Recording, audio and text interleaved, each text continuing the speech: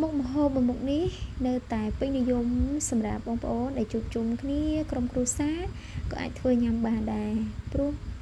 ញ៉ាំទៅអត់ទ្រាំឆ្ងាញ់ជក់មាត់ព្រោះយើងមានបន្លែតកូនអីចឹងណាបងប្អូនហើយខ្ញុំមានជាមួយសាច់គោពងមាន់ហ្នឹងគឺជាពងមាន់ស្រែចិញ្ចឹមខ្លួនឯងហើយមានទឹកជ្រលក់យើងគឺពីរមុខមានទឹកត្រីកោះកុងហើយនឹងទឹកកាពិហើយនេះមានម្ទេសខ្ទឹមយើងបុកដើម្បីដាក់លាយគ្នាជាមួយនឹងសាច់គោត្រកួនរបស់យើងចាហើយទឹកអួនគឺទិញមកពីផ្សារទេបងប្អូនប៉ុន្តែយើងទិញពីបងប្អូនដែលគាត់បេះពីបឹងពីទន្លេអញ្ចឹងណាគឺអញ្ចឹងវាថ្មីវាខ្ចីវាល្អអញ្ចឹងណាបងប្អូនអរគ្នា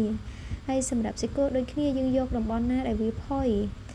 អញ្ចឹងផុយអញ្ចឹងទៅយើងស្រួលញ៉ាំហើយយើងមុខម្ហូបមួយមុខនេះបើសិនជាអត់បានហឹលទេគឺអត់អស់ចិត្តហ្មងតែបងប្អូនដែលអត់ចូលចិត្តនោះទេក៏អាចដាក់ទៅតាមចំណង់ចំណូលចិត្តរបស់ខ្លួនឯងបានផងដែរហើយនិយាយទៅថ្ងៃហ្នឹងគឺនិយាយទៅជួយជាប់មាត់នោះជាប់ពេកនិយាយបងប្អូនទាំងគ្នាអើយហើយនេះយើងចាប់ផ្ដើមដាក់ប៊ឺ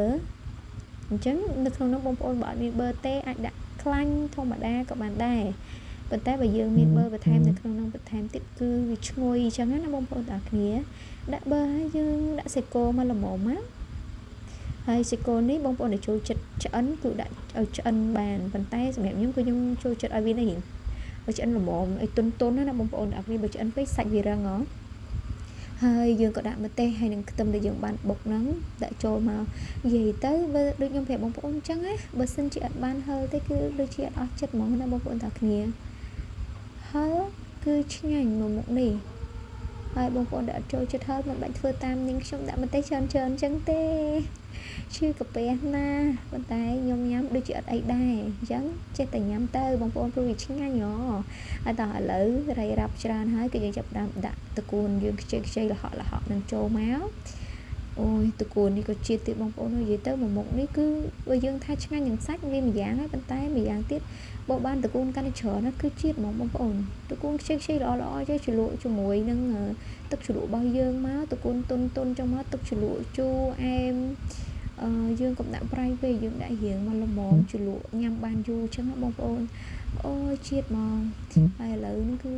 គ្រឿងក្រៅជាមួយនឹងសាច់របស់យើងបន្លែរបស់យើងប៊ឺរបស់យើងគឺចូលជាតិគ្នាល្អហើយបងប្អូនត្រៀមទឹកភ្លក់ជាមួយខ្ញុំតើគ្នាណាអញ្ចឹងបងប្អូនដែលជួបជុំក្រុមគ្រួសារយើងធ្វើមួយមុខនេះណាចំណេញបងប្អូនមានអារម្មណ៍ថាដូចអត់អស់ចំណាយថវិកាច្រើនទេយើងចូលគ្នាម្នាក់តិចគឺបានឡើងមកផ្ទះធំតែម្ដងណាបងប្អូនតែនេះគឺខ្ញុំដាក់ម្ដងតិចចឹងណាព្រោះយើងញ៉ាំក្តៅទៅវាឆ្ងាញ់តែឥឡូវដល់វគ្គយើងភ្លក់ឯង